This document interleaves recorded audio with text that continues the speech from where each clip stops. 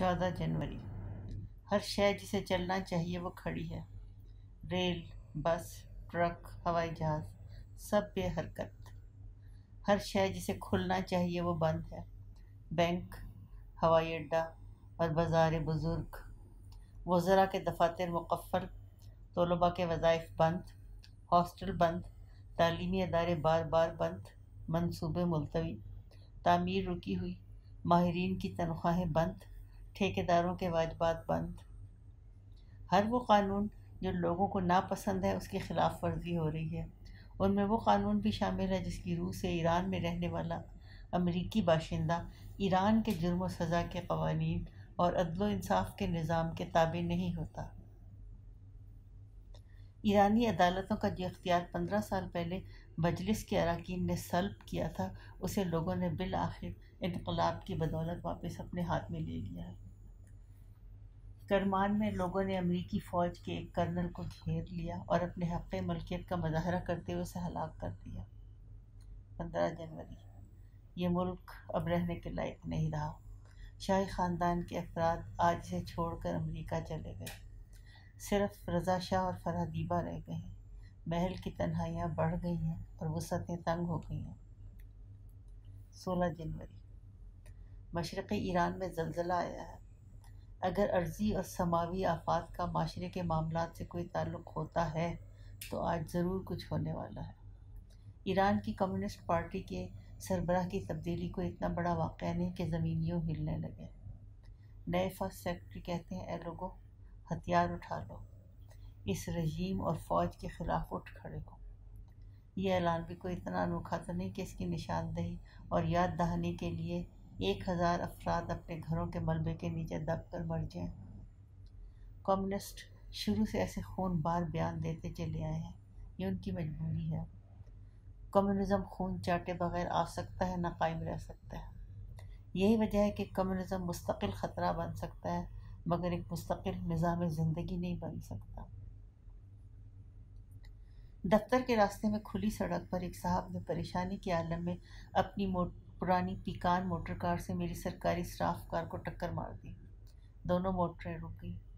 وہ تیزی سے میرے پاس آئے، اپنا کارڈ دیا اور میرا کارڈ لیا۔ کہنے لگے، غلطی میری ہے لیکن میں بہت جلدی میں ہوں، اس وقت اجازت چاہتا ہوں۔ جو ہی فارغ ہوا آپ کے دفتر حاضر ہو جاؤں گا۔ میں دفتر پہنچا۔ ابھی کمروں کی صفائی ہونے والی ہے۔ 2-4 دروازے کھلے ہیں، باقی دروازوں کے تالوں میں چابیاں لٹکی ہوئی ہیں۔ تیسری منزل سے برقی جھاڑو مشین کے چلنے کی آواز آ رہی ہے۔ جب سے ہنگاموں نے زور پکڑا ہے اس مشین کی دیکھ بھال کرنے والی کمپنی کا کوئی کاریگر اسے دیکھنے کے لیے نہیں آیا۔ مشین کی آواز اونچی اور بھاری ہو گئی ہے۔ ارد گرد کی خاموشی اور ادھ کھلے کمروں کی بند اور باسی ہوا کے ساتھ مل کر جھاڑو مشین کی بھدی بھائی آواز بڑی ڈراؤنی لگ رہی ہے۔ اس مشین کا کام یہ ہے، جہاں کہیں بھی سے پھیرا جائے یہ ہوا کے زور سے وہاں کی تمام بیکار چیزوں کو کھینچ کر کوڑا کرکٹ کے تھیلے میں پہنچا دیتی ہے۔ انقلاب سے بھی یہی کام لیا جاتا ہے۔ آج کل ایران میں انقلاب کی جھاڑو مشین چل رہی ہے۔ بہت سی ایسی چیزیں جن کے بارے میں عام خیال تھا کہ بہت پائیدار اور کارآمد ہیں، اس مشین کے سامنے پر بھر کے لیے بھی نہیں ٹھہر سکتی۔ مشین نے انہیں خس و خاشاک سے زیادہ نہیں سمجھا۔ ان میں 1906 کا آئین بھی شامل ہے۔ لوگ منتظر ہیں کہ یہ مشین 2 نسل پرانی پہلوی بادشاہت کو جذب کر لے اور شہنشاہ رضا شاہ کو دور کہیں کوڑے کے ڈھیر پر ڈالائے۔ مسز التر کے قدموں کی چاپ سنائی دی۔ یہ خاتون 14 سال ہوئے ترکی سے آ کر RCD سیکریٹریٹ میں ملازم ہوئی تھی۔ 11 سال سے ایک ایرانی کی بیوی ہے، شوہر بہائی ہے، روحانسی ہو رہی ہیں۔ انہیں خود ارمنی باشندوں سے خطرہ ہے اور شوہر کو مولویوں سے۔ وہ ہر قیمت پر فوراً ایران سے رخصت ہونا چاہتی ہیں۔ انہوں نے لمبی چھٹی کی عرضی دی اور کہنے لگی، عرضی منظور ہو یا نامنظور، میں بہرحال یہاں سے جا رہی ہوں۔ وہ ہمیشہ کے لیے جا رہی ہیں مگر واپسی کی موہوم سی آس کو خود توڑنا نہیں چاہتی۔ میں نے پوچھا کہ آپ کو جس طرح چھٹی پر جا رہی ہیں جیسے محمد رضا شاہ؟ یہ سن کر ان کی آنکھوں میں آنسو آ گئے۔ مسز اصفر جانی کئی دن سے دفتر نہیں آئیں۔ ان کا فون آیا ہے کہ وہ آج بھی نہیں آئیں گی۔ ان کے بھائی جو وزیر خزانہ تھے ملک چھوڑ کر جا چکے ہیں۔ یہ ان کا ضروری اور قیمتی سامان باندھنے اور امریکہ بھیجنے میں مصروف ہیں۔ عملے کے 4-5 افراد جو دفتر آئے ہیں وہ ملاقات کے لیے وقت چاہتے ہیں۔ آج کل وقت وافر ہے، میں انہیں فوراً بلا لیتا ہوں۔ جو ایرانی ہیں وہ تنخواہ میں اضافے کا مطالبہ کرتے ہیں، جس کا اعلان پچھلے چند ماہ میں یک کے بعد دیگرے بدلنے والی حکومتوں میں سے کسی ایک نے کیا تھا۔ جو غیر ایرانی ہیں وہ مہنگائی الاؤنس مانگتے ہیں۔ ان دو علیحدہ مطالبات کے بعد وہ مشترکہ مطالبہ کرتے ہیں کہ پروویڈنٹ فنڈ اور مکان، سفر، علاج اور شادی بیاہ کے لیے جتنی رقم بھی قاعدے کی روح سے پیشگی مل سکتی ہے وہ ساری کی ساری ہر ایک کو فوراً ادا کر دی جائے، اور ادائیگی امریکی ڈالروں میں ہونی چاہیے۔ لطف علی گیس کمپنی سے خالی ہاتھ واپس آئے، کہتے ہیں آپ کو گیس کارڈ ایک ہفتے کے بعد ملے گا۔ باورچی خانے میں گیس کا چولہا جو پہلے ہی کئی دنوں سے بجھا ہوا ہے اب کئی دن اور بجھا رہے گا۔ سارا دار و مدار بجلی کے چولہے پر ہے اور وہ بڑا ناقابل اعتبار ہے۔ بجلی کی آمد و رفت کی وجہ سے جس میں رفت کا وقفہ آمد کے وقفے سے کہیں زیادہ طویل ہے، ہم انڈا ایک دن پھینٹتے ہیں اور آملیٹ دوسرے دن بناتے ہیں۔ صبح جن صاحب کی موٹر سے ٹکر ہوئی تھی وہ بھی آ گئے، کہنے لگے مجھے انتہائی ضروری کام سے ہوائی اڈے جانا تھا اور میں بوکھلاہٹ میں اپنی موٹر پر کنٹرول نہ رکھ سکا اور ٹکر ہو گئی، میں آپ سے معذرت خواہ ہوں۔ میں نے جواب دیا آپ کی شرافت سے متاثر ہو کر کہ آپ خود چل کر میرے دفتر آئے ہیں اور معذرت پیش کر رہے ہیں، میں بھی یہی کہہ سکتا ہوں کہ چلیے میری طرف سے بات ختم۔ کہنے لگے شکریہ، اب ایک چھوٹی سی بات رہ گئی ہے وہ بھی عرض کر دوں۔ آپ کی گاڑی سرکاری ہے اور میری ذاتی، دفتر کو ایسی ٹکر کے سلسلے میں ہونے والے اخراجات کی کیا پرواہ؟ میرا نقصان البتہ ذاتی ہے، میں چاہتا ہوں کہ وہ انشورنس کمپنی سے وصول کروں، اس لیے میں آپ کی طرف سے یہ بیان لکھ کر رہا ہوں کہ غلطی دفتر کے ڈرائیور کی تھی، آپ دستخط کر دیں۔ میں انشورنس کمپنی سے اگلی پچھلی ساری کسر نکال لوں گا، اس بہانے پیکان کی مرمت ہی نہیں بلکہ رنگ بھی ہو جائے گا، بالکل نئی ہو جائے گی۔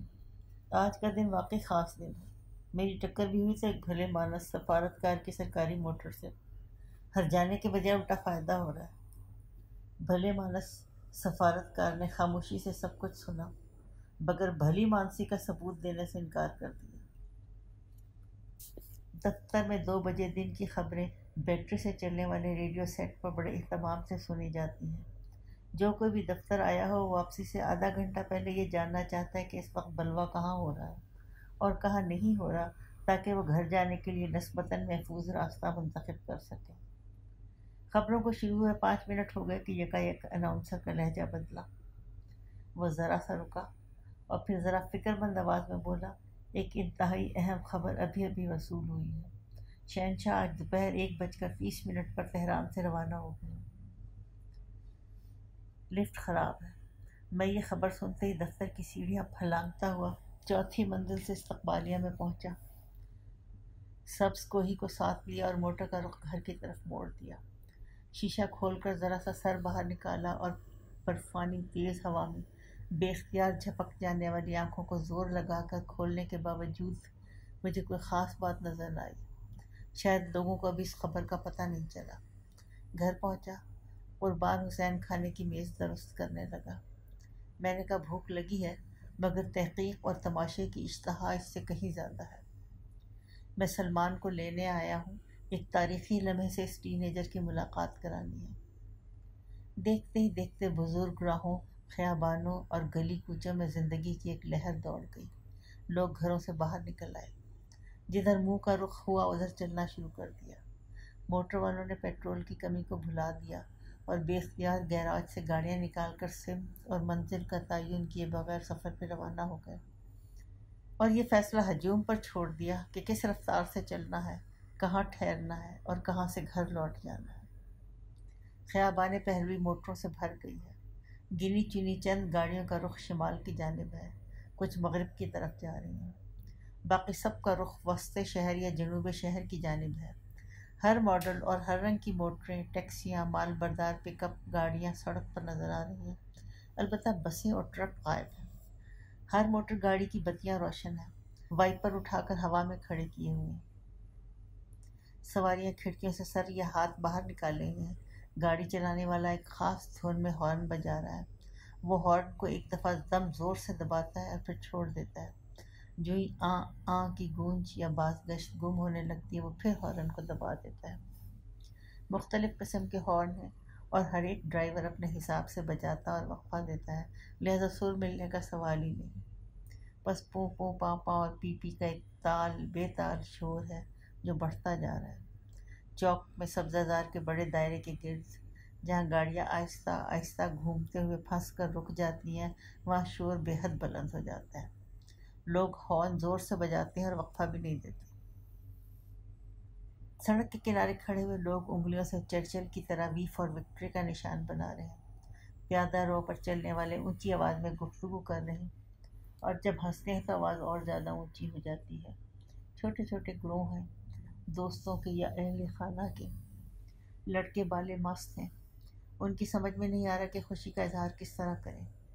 جی تو چاہتا ہوگا کہ گٹار بجائیں اور گت بھریں، فٹ پاتھ پر اسٹیریو کیسٹ پلیئر رکھ کر اتنا اونچا بجائیں کہ کان کے پردے اڑا دیں، سڑک پر دیوانہ وار ناچیں، پاپ یا بریک ورنہ کم از کم سنیک، مگر مجبور نظر آتے ہیں، بھٹک رہے ہیں، اچھل کود ہو رہی ہے مگر ناچنے کی ہمت کوئی نہیں کرتا۔ اس انقلاب کے سربراہ ایک آیت اللہ عظیمی ہے۔ جس ماہ میں یہ تحریک عروج پر پہنچی وہ محرم تھا۔ 2-4 دن کے بعد چہلم کی تقریب ہے۔ ان حوالوں نے خوشی کے اظہار کی حد بندی کر رکھی ہے۔ کچھ نوجوان ٹریفک کنٹرول کرنے میں مصروف ہو گئے، کچھ لڑکے دوڑ کر ایک سٹور سے دیوار پر رنگ کرنے کا سامان لے آئے، وہ کارٹون بنانے اور نعرے لکھنے میں مصروف ہیں، ان کے گرد جمگھٹا ہو گیا۔ تماشائی مشورے دے رہے ہیں، جو تصویر یا نعرہ پسند آئے اس کی داد رنگ کے خشک ہونے سے پہلے مل رہی ہے۔ دیواری تحریروں اور تصویروں کے لیے اب وہ پرانے زمانے والا اہتمام نہیں کرنا پڑتا۔ بالٹی، رنگ، پانی، کوچی، سیڑھی، صافی اور کنواں، حروف پولیٹین کے نقش ساز تختی، ان سب چیزوں کی جگہ اسپرے پینٹ کے ڈبے نے لے لی ہے۔ ڈبے کی ساخت ایسی کہ آرام سے ہاتھ میں آ جاتا ہے اور سطح اتنی چکنی ہے کہ ہتھیلی کو راحت محسوس ہوتی ہے۔ ڈھکن اتاریے، پلاسٹک کے بدن کو لبلبی کی طرح دبائیے، ہوا کے دباؤ سے رنگ کی ایک پھوار نکلے گی۔ جو چیز بھی سامنے آئے، چاہے لوہے کا پھاٹک ہو یا سیمنٹ کی دیوار، یہ اس پہ ایسا گہرا نقش بنائے گی کہ موسم کے اثر سے بے نیاز دھوپ میں چمکے اور بارش میں نکھرے۔ ان نقش گروں نے سیڑھی کی کمی کا بڑا اچھا حل نکالا ہے۔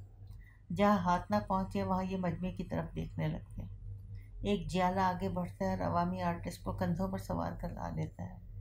ایک لمبی سی دیوار ان لڑکوں کے ہاتھ لگ گئی ہے، وہ اس پر نعرے لکھ رہے ہیں۔ ہم دونوں بھی دیکھنے والوں میں شامل ہو جاتے ہیں۔ ایک لڑکے نے لکھا مرگ بر شاہ، دوسرا بھاگتا ہوا آیا اور شاہ کے آگے سابق لکھ دیا۔ لوگوں نے تالیاں بجا کر داد دی۔ دیوار پر تازہ رنگ سے لکھا ہے شاہ فراری کرد، تو ننگ شاہینی مبارک باد، آزادی مبارک، درود بر شہیدہ، حزب ما حزب اللہ، رہبر ما روح اللہ۔ جہاں یہ آخری نعرہ سیاہ رنگ میں لکھا ہوا ہے اس کے آگے ایک نوجوان نے سرخ رنگ سے لکھا ہے سلام بر گلے سرخی۔ یہ سلام بائیں بازو کے ایک ہیرو کے لیے ہے۔ بائیں بازو والے کیسے برداشت کر سکتے ہیں کہ اس انقلاب کا انتصاب ایک آیت اللہ کے نام ہو جسے وہ اپنی جد و جہد کا ثمرہ سمجھتے ہیں۔ پیٹرول کی کمی کی وجہ سے ایک موٹر کھڑی ہو گئی، سواریاں اتریں اور اسے دھکیل کر فٹ پاتھ پر چڑھا دیا، پھر موٹر میں سے دری نکالی اور اسی فٹ پاتھ پر پڑاؤ ڈال دیا۔ بعض موٹروں کے پچھلے حصے کا ڈھکن کھلا ہے، اس میں بچے بالے بھرے ہوئے۔ بعض موٹروں کی چھتوں پر ہلکے پھلکے لڑکے بیٹھے ہوئے۔ 2-4 موٹریں ایسی بھی ہیں جن کی ایک سواری بونٹ پر بیٹھی لوگوں کی طرف داد طلب نگاہوں سے دیکھ رہی ہے۔ داد کی خاطر آدمی کیا کچھ نہیں کرتا۔ یہ سواری بار بار پھسلتی ہے اور کبھی ایسا لگتا ہے اس بار یہ ضرور نیچے گر جائے گی۔ ایک موٹر جھٹکے کھا رہی ہے، چلانے والا اسے کنارے پر لے گیا ہے۔ موٹر میں سے 2 لڑکے تیزی کے ساتھ نیچے اترے، پیٹرول کا ڈبہ نکالا، ٹینکی میں اڈیلا، ایک درخت کی جھکی ہوئی ٹہنی توڑی اور پیٹرول کے خالی ڈبے کو زور زور سے بجانے لگ گئے۔ 2-4 منچلے تالیوں سے سنگت دے رہے ہیں۔ کئی میل گھومنے کے بعد ہم ایک ایسی جگہ پہنچے جہاں فوج کے 2 ٹرک کھڑے ہیں۔ ایک ٹرک پر بڑا بڑا لکھا ہوا ہے ارتش بملت ملحق شد، فوج ملت کے ساتھ شامل ہو گئی۔ ایک فوجی بلند اور محفوظ جگہ پر کھڑا خوشیاں منانے والے کاروان کو دیکھ رہا ہے۔ ہجوم جب اس کی طرف دیکھ کر ہاتھ ہلاتا ہے تو وہ عوام کو بندوق سے سلامی دیتا ہے۔ لوگ اس منظر میں گم ہیں۔ انہیں یقین نہیں آتا کہ آج دوپہر شاہ کو سلامی دے کر رخصت کرنے والی فوج سے پہر کے وقت عوام الناس کو سلامی دے رہی ہے۔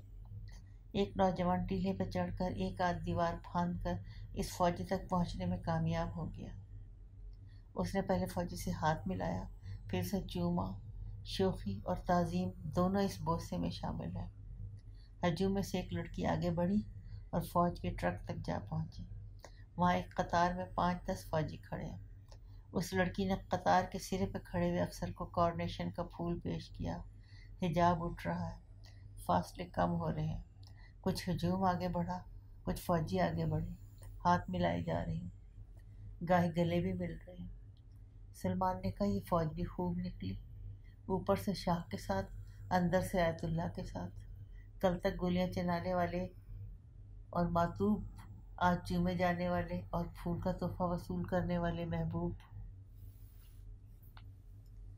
شاہ اور اس کے باپ کے مجسمے توڑے جا رہے ہیں، جو مجسمہ ٹوٹتا نہیں اس کے گلے میں رسی ڈال کر لوگ اسے علامتی پھانسی دے رہے ہیں۔ ایک چوک میں 3-4 آدمیوں کے گرد تماش بینوں کا جمگھٹا لگا ہے۔ ہم بھی اسی میں جا ملے۔ یہ آدمی خاموش کھڑے ہیں، ان کے ہاتھ میں سب سے بڑی رقم کی کرنسی نوٹ ہے۔ ایک نوٹ میں شاہ کی آنکھوں میں سوئیاں پروئی ہوئی ہیں، دوسرے میں شاہ کا سر اور گردن کاٹ کر سوراخ کر دیا ہے، تیسرے نوٹ میں آیت اللہ خمینی کی اخبار سے کاٹی ہوئی تصویر شاہ کی تصویر کے اوپر گوند سے چپکائی ہوئی ہے۔ سڑک کے کنارے ایک بلند و بالا زیر تعمیر عمارت کا ڈھانچہ کھڑا ہے۔ اس کے سب سے اونچی منزل پر ایک مزدور نعرے لگا رہے ہیں۔ عمارت اتنی اونچی ہے کہ اس مزدور کے نعرے سڑک پر کھڑے ہجوم کو سنائی نہیں دیتے۔ یہی حال جوابی نعروں کا ہے۔ وہ اتنی بلندی تک چڑھنے سے قاصر ہے۔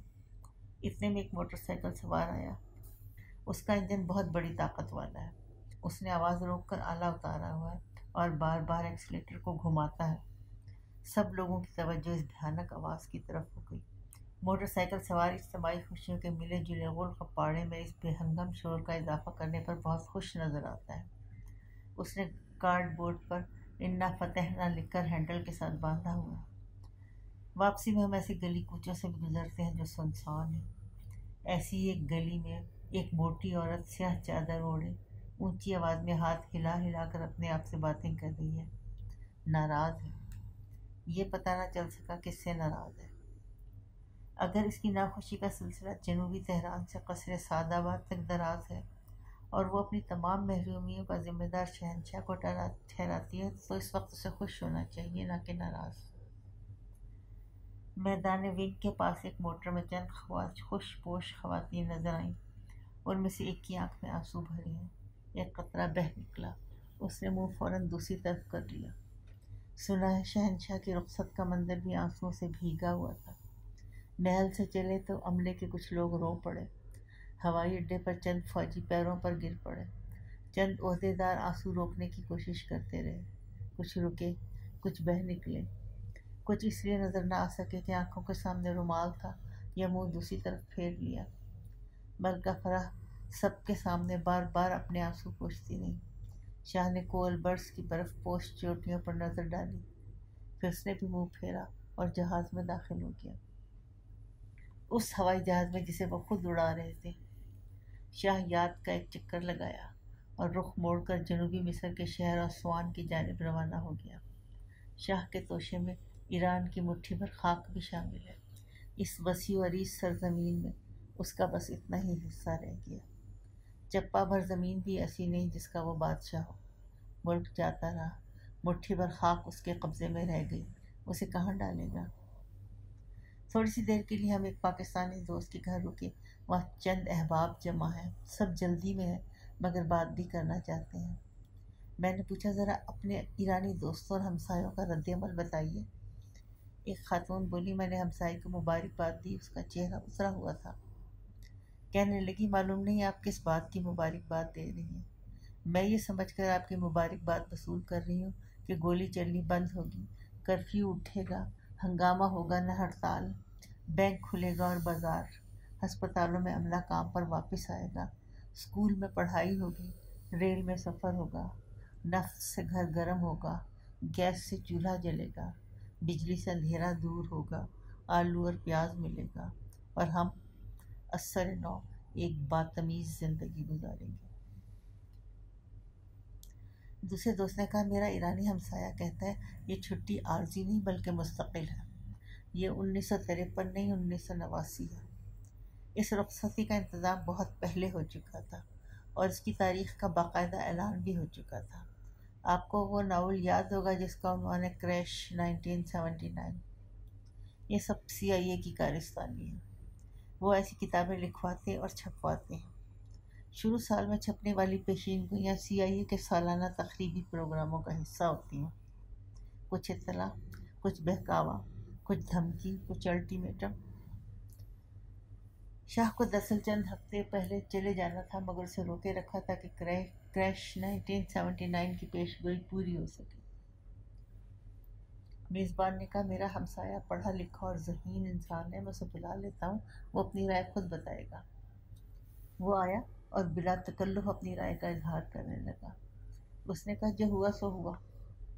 کیوں ہوا اس پر پھر کبھی بات ہوگی۔ آج کا مسئلہ شہنشاہ کی رخصت ہے۔ ہم خواہ شاہ دوست ہوں یا شاہ دشمن، اس بات سے کوئی ایرانی انکار نہیں کر سکتا کہ بادشاہت اس ملک میں مرکزیت کی علامت ہے۔ اگر ہم بادشاہت ختم کریں گے تو ہمیں ایک نئی علامت کی ضرورت ہوگی۔ جب تک اس علامت کا ظہور اور اس پر اتفاق رائے نہیں ہوگا، اس وقت تک یہ ملک انتشار کی زد میں ہوگا۔ طبقاتی کشمکش، علاقائی جھگڑے، نسلی اختلاف، لسانی اختلاف، قبائلی جھگڑے، یہاں تک کہ ذاتی رنجشیں بھی سیاسی رنگ اختیار کر لیں گی۔ فساد ہوگا، اس کو ہوا دینے والے بہت ہوں گے۔ پنڈورا کا صندوقچہ کھل گیا ہے۔ جس شخص کے پاس اس کے تالے کی چابی تھی وہ جاتے ہوئے اسے خراب کاروں کے حوالے کر گیا۔ انہیں صندوق میں بند سارے تنازعات کو چوک شاہ یاد میں الٹ دیا۔ صندوق میں صرف ایک تیز چیز باقی رہنے دی اور اسے دوبارہ تالا لگا دیا۔ وہی چیز جو یونانی دیو مالا کے مطابق پنڈورا کے صندوقچے میں بند رہ گئی تھی، وہ جسے امید کہتے ہیں۔ صندوقچے کی چابی کسی نے خلیج فارس میں پھینک دی ہے۔ میں دن بھر کا تھکا ماندہ ہوں، چل چل کر تھک گیا ہوں، دیکھ دیکھ کر تھک گیا ہوں، سوچ سوچ کر تھک گیا ہوں۔ اب کیا ہوگا؟ دوپہر سے اس سوال کا سامنا کرتے کرتے تھک گیا ہوں۔ یہ دیکھ کر تھکن بڑھ گئی کہ آج قومی ریڈیو اور TV سے 6 بجے شام خبریں نشر ہوئیں نہ 10 بجے رات۔ میں تھکن کے مارے بستر پر دراز ہو جاتا ہوں۔ سونے کا وقت ہے مگر نیند اڑ گئی ہے۔ میں نے خوشنما سفری گیس لیمپ کو بند کیا۔ 4 سو اندھیرا ہو گیا۔ گھر میں اندھیرا ہے، آس پاس کے گھروں میں بھی اندھیرا ہے۔ سڑک کی بتیاں بند ہیں، چاند نہ جانے کہاں چھپ گیا۔ زمین کے دوسرے نصف کوٹرے میں یا اسی ملک کے سیاہ بادلوں میں اندھیرا گھپ اور گہرا ہے۔ اگر روشنی کی کوئی کرن کہیں سے پھوٹ رہی ہے تو وہ ایک اخبار ہے۔ اخبار بھی نہیں بلکہ ایک وقت کا ضمیمہ ہے۔ آج شام کو شہ ہوا تھا، ایک طرف بالکل خالی ہے، دوسری طرف آدھے صفحے پر سرخی لکھی ہوئی ہے، باقی صفحے پر 8-10 سطر کی عبارت ہے۔ سرخی صرف 2 لفظ پر مشتمل ہے، شاہ رفت۔ نصف صدی کی پہلوی سلطنت کا قصہ 2 لفظ میں تمام ہو گیا۔ شاہ کے ملک بدر ہونے کی خبر جب پیرس میں آیت اللہ خمینی کو ملی تو ان کا رد عمل بھی صرف 2 لفظ پر مشتمل تھا، اللہ اکبر۔ ایران کی تاریخ کا نیا باب اس کے نام سے شروع ہو رہا ہے، جو زمینوں اور آسمانوں کا بادشاہ۔